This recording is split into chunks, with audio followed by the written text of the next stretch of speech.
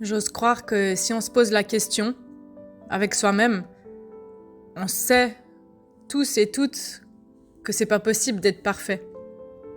C'est une phrase un peu bidon qu'on nous répète depuis l'enfance.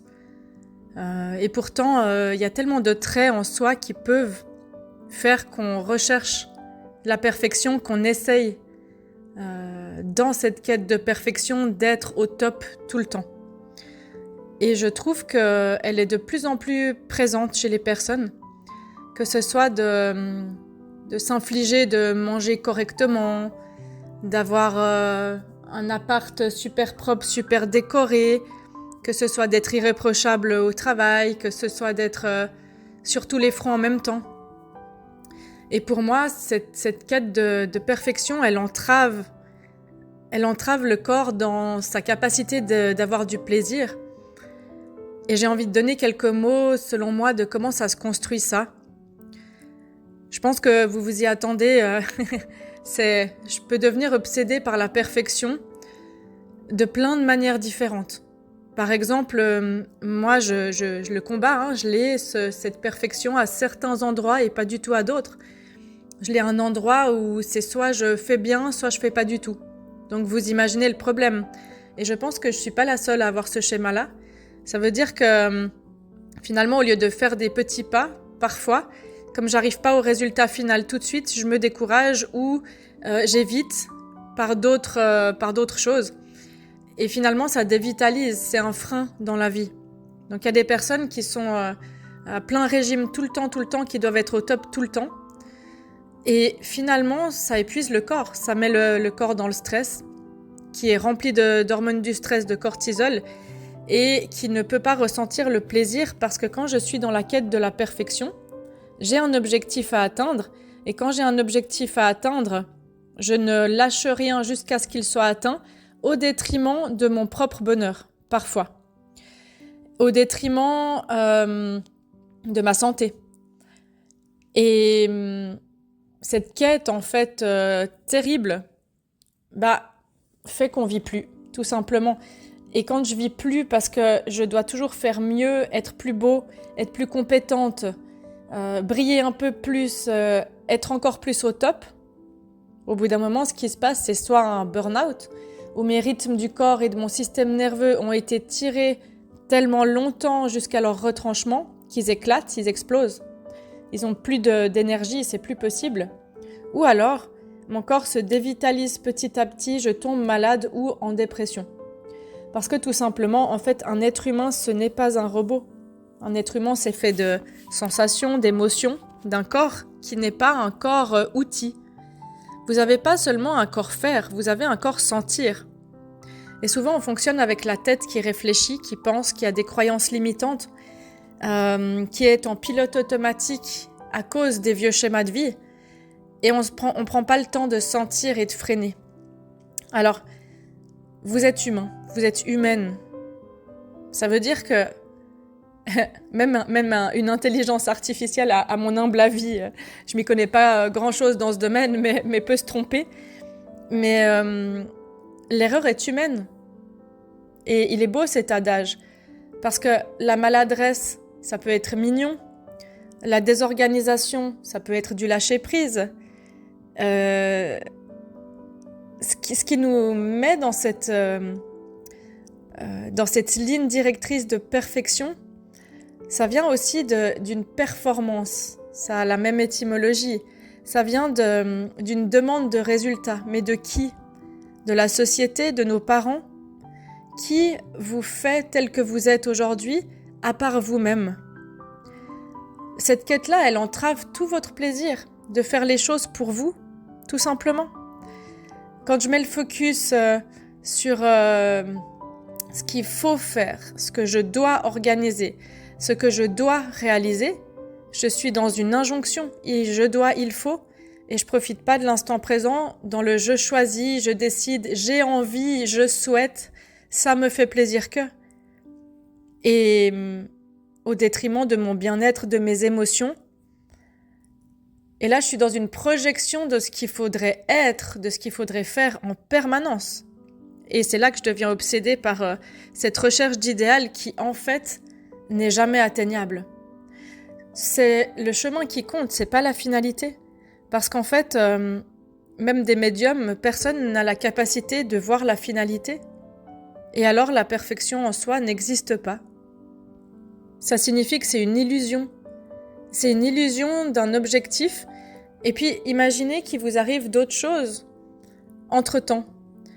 J'aime bien une citation, je ne sais plus de qui elle est, qui dit que la vie, c'est ce qui vous arrive quand vous étiez trop occupé à prévoir autre chose.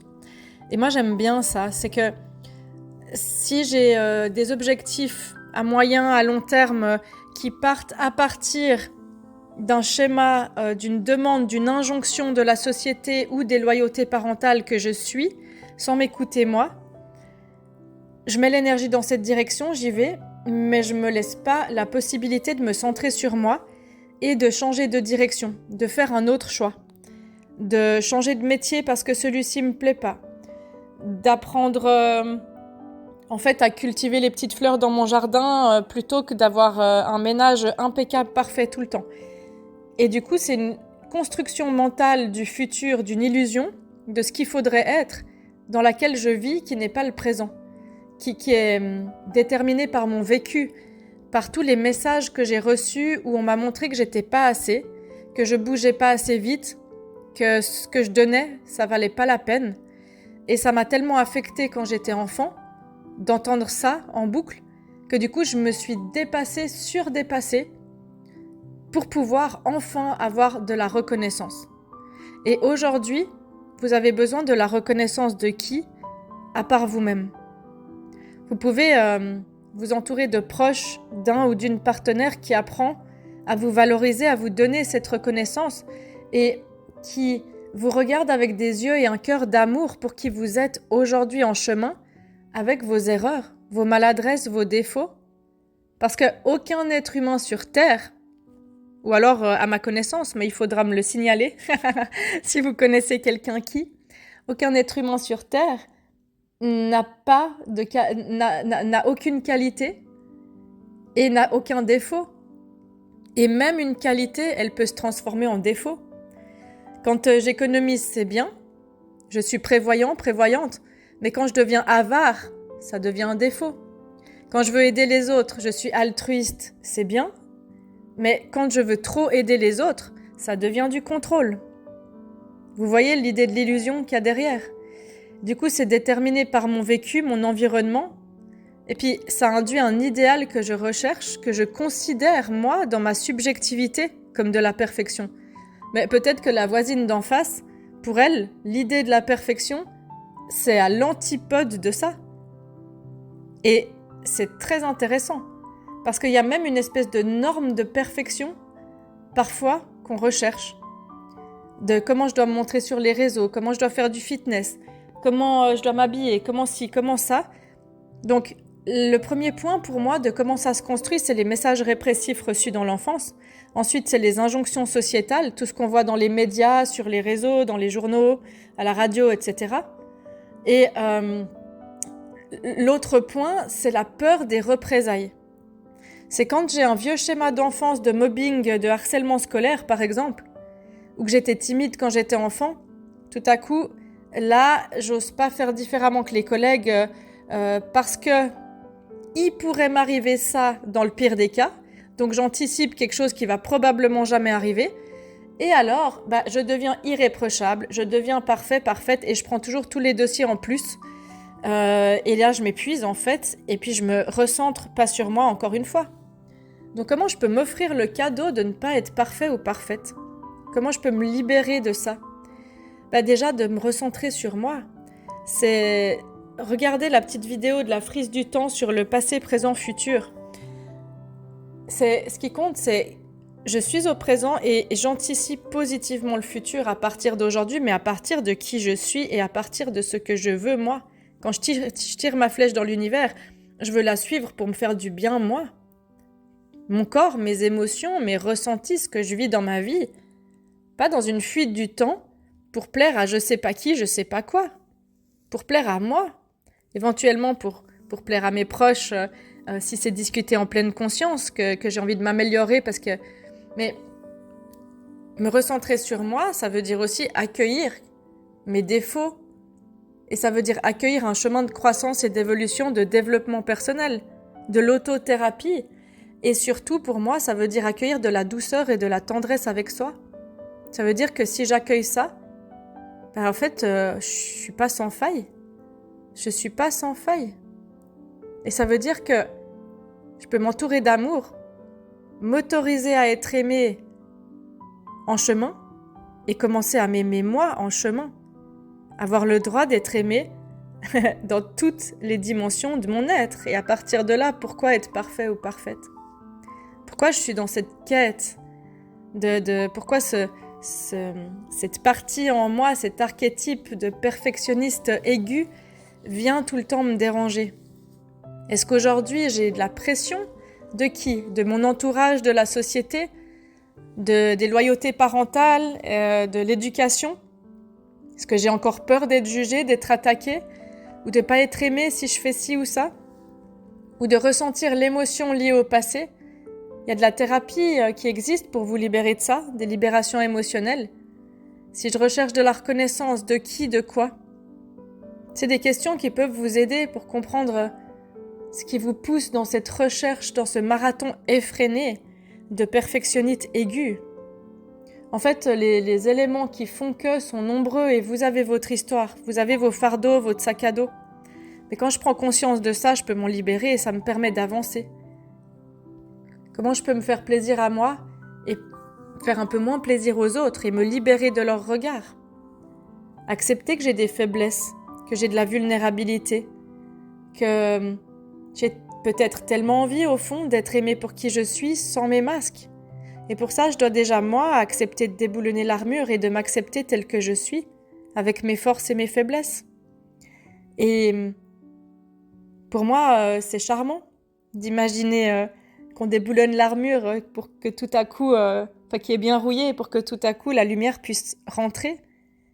Et des fois, on peut accepter que l'armure se déboulonne pour que la lumière y entre, pour que ça soit moins lourd à porter, pour que ça soit moins rouillé. Et c'est charmant, en fait, ce chemin. C'est un chemin qui est beau, qui est merveilleux quand on le voit ainsi. Et ça nous permet de nous concentrer, de se recentrer sur l'essentiel, de vie. Parce que j'ai envie de m'émerveiller à regarder mes petits papillons dans le jardin, à faire du jardin, à toucher la terre, à mettre les pieds dans la terre, à sentir le soleil caresser ma peau, à nager, à jouer de la musique, à jouer avec mes enfants, ou est-ce que c'est l'image que je montre qui a le plus important dans mon plaisir? Est-ce que c'est du plaisir réel ou est-ce que c'est du plaisir parce que tout à coup j'ai l'impression de recevoir de la reconnaissance de l'extérieur? Ça nous aide à nourrir le soi intérieur. Les erreurs, elles font grandir. C'est qu'est-ce qu'on fait des erreurs du passé qui est intéressant. On peut aussi accueillir de dire à l'instant T, j'avais pas les moyens, pas les connaissances de faire différemment. Aujourd'hui, je peux. Mais pour pouvoir faire ça, c'est important d'intégrer, de dire non, j'étais pas parfait. Et c'est pas un échec. Ça fait partie de la vie. Et dans notre société, je trouve qu'on a beaucoup de messages assez violents qui poussent les personnes à se dépasser encore et encore jusqu'à être tellement exigeante avec elles-mêmes qu'elles se perdent. Et quand on est exigeant avec soi, on est exigeant avec les autres. On devient en compétition avec soi et on pousse les autres dans leur retranchement pour qu'ils soient parfaits, irréprochables, sans faille. Et c'est lourd dans la relation.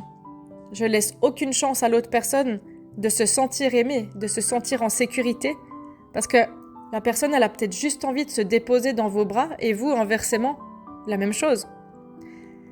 Je vois des exemples parfois au cabinet. Je peux vous en donner un.